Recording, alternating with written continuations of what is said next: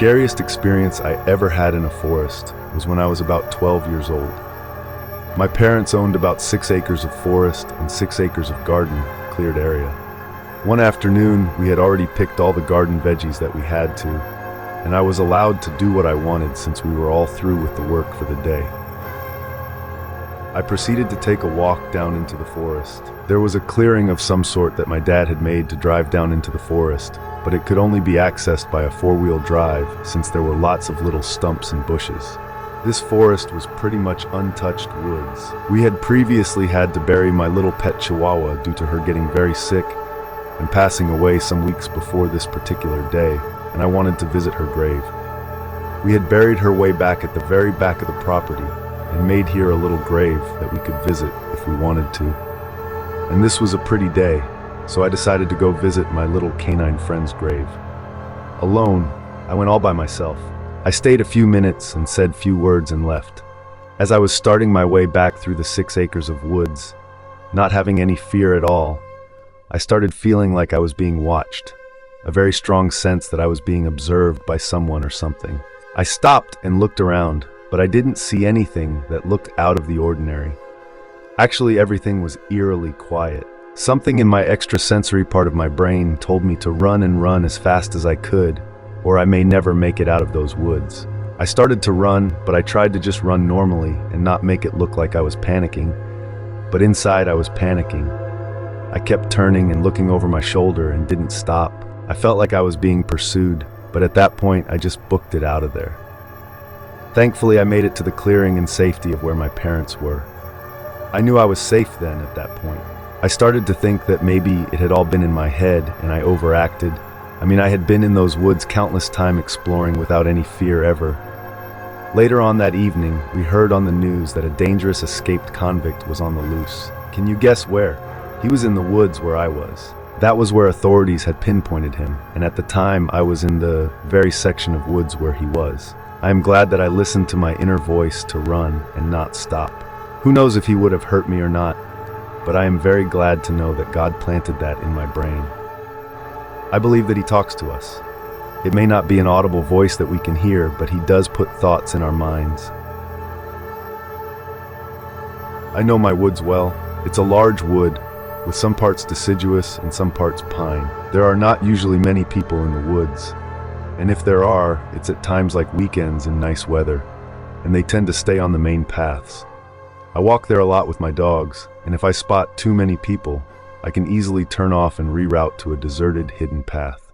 I know the main paths, and a good number of small side paths like the back of my hand, though there is occasionally one I've not spotted before and will explore. I know my bearings pretty well, as the woods is generally on a slope. I know what's at the top and what's at the bottom of that slope. In the main part of the woods, the path layout is basically one main path all around the edge, and 5 paths coming off that at various points, converging in the middle of that large circle in a pretty clearing which has a map and a picnic table in it. There are other side paths, so if you know the layout of the other main paths, you usually have a good idea of roughly where you will emerge. There are other stretches of woods and more footpaths outside of that main ring, so the extent of woods overall is much further than this main area. As an idea of distance, you can walk fully around the outer ring path in about an hour, at a steady walk and chat pace. One evening during the week, and heading into winter, my friend Gail and I took our dogs to the woods. We figured we had around 1.5 hours till it would get dark, plenty of time for a good walk. Our boys, the 2 Labradors, Harry and Dennis, spend all of this time off the lead, sniffing around, chasing, jumping in puddles. They are generally like a couple of toddlers charged up on sweets, running around with sticks and poking stuff, exploring side paths, but always coming back periodically to make sure that Mum is still nearby. Costa the Beagle has to stay on the lead, as the Beagle urge to follow her nose is just too strong, and she has been lost here before. So Gail and I were strolling along, laughing at the boys and chatting. We were on a main path just off that central clearing within the outer ring path, when we spotted a new path that we'd not been on before. It was not particularly narrow or overgrown. It was a side path, but a proper path. We decided to head down it and explore, which gave Harry the zoomies. He goes nuts when you take a new path. We all stood aside, and Dennis hid behind us, while Harry charged around like a nutter. More than one of us has been mown down before when Harry gets the zoomies, so we had to wait for him to calm down a bit. So we went along this path. It was grassy underfoot and in some places pretty muddy. There were logs crossing the path that we had to climb over. Being horsewomen, we rather thought it was like a cross-country track with a few nice log jumps thrown in, and indeed there were hoof prints along it. Well, this path was pretty winding, but easy going. But then we realized that we'd been walking on it for a good half hour, and by now the light was starting to fade. There had been no turnoffs on the path. There is no path within that outer ring that takes half an hour of easy walking without emerging onto another path. But the path went on, and we were going across the slope, not up or down, so we should, in my head, have been hitting the outer path by a long high wall after 15 to 20 mins of taking the new path. This path went on. It was getting darker, and I was so sure of my bearings, yet there was no way this path could be so long. The feeling that we were lost was getting stronger. The night was closing in, and we were alone in the silent woods. At this point, there was nothing we could do but keep going, because surely that would be quicker than going back. After nearly an hour, the path emerged onto a wider path, and we felt relief as we could then just head to that high wall and down the path that followed it, back to our cars. We knew where we were again, but the dogs were blending into the shadows as the last of the light faded away. The creepy thing about this whole thing was that my sense of direction was correct. We were heading in the direction of that big wall all along, and that's where we came out. But the path could not possibly have been so long. We were on it for an hour, yet that outer path around the edge of the woods took an hour all the way around. Here is a very rough map of the woods which I have drawn on the back of an envelope. The path had to be in the area shown. I have since been back to my woods. Those woods I know well. I have never been able to find that path again, despite looking for it. It should not have been hard to find, as it wasn't a narrow or hidden path, and it had to be somewhere in the quadrant on the map. Quinrant. I suppose we were engrossed in chatting when we took the path, and relieved to be somewhere familiar when we got off it. But I cannot for the life of me remember where the start or end of that path might be. The path seems to not exist anymore, and it was so long as to be impossibly long, knowing the area of the place that it had to fit within.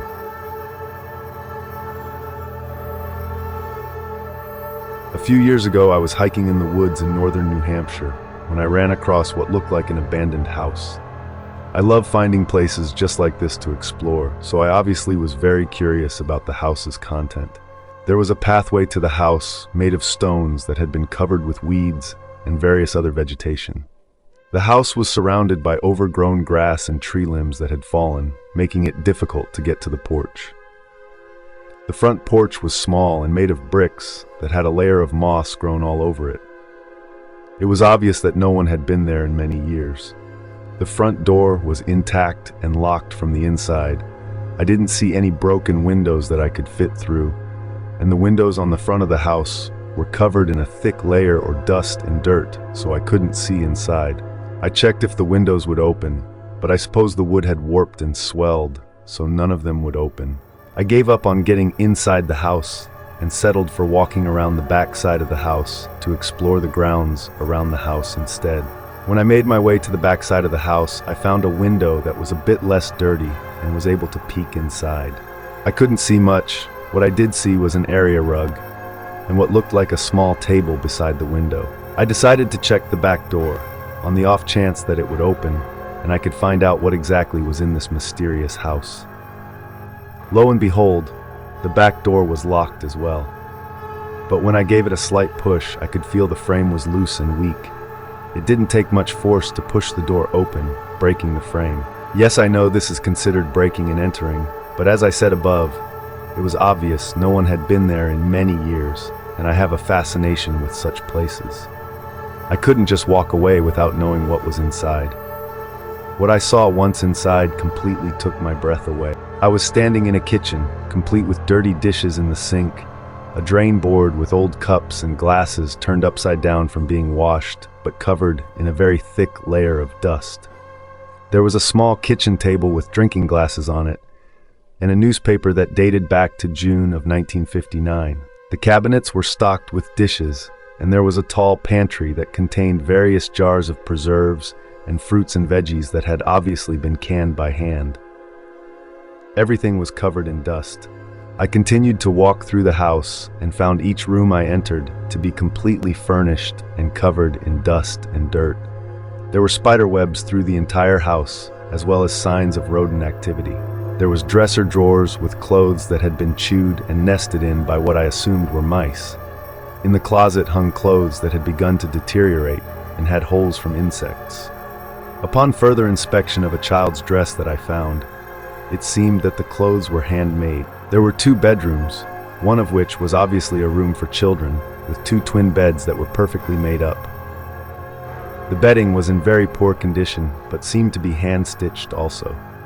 Same thing in the other room, only it contained just 1 larger bed rather than 2. The cabinet in the bathroom had a few toiletries, a straight-edge razor, as well as towels that were neatly folded but had now become nests for small animals. At this point, I was very creeped out and began feeling as if I was being watched. I decided it was time to leave this strange house that appeared to be stuck in time. As I walked through the short hallway that led back into the living room area, I decided to see what kind of pictures were hanging on the walls. I wiped some of the dust off one of the pictures hanging near the doorway of what appeared to be the parents' bedroom and discovered it was a photo of a wedding. The photo was very faded and appeared to have some type of mildew growing behind the glass. I decided to take a moment to check out a few more pictures in the frames that hung throughout the home.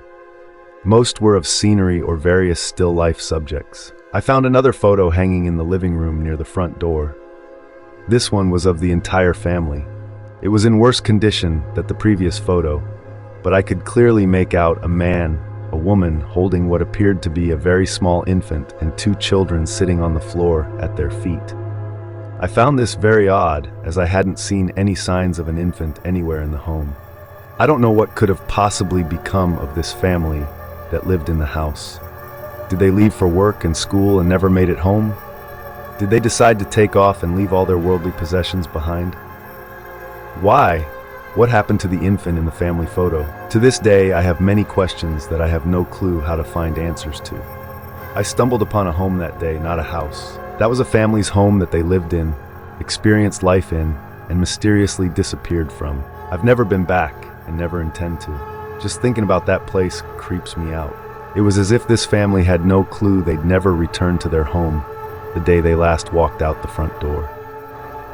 And it was apparent that no one had come to look for them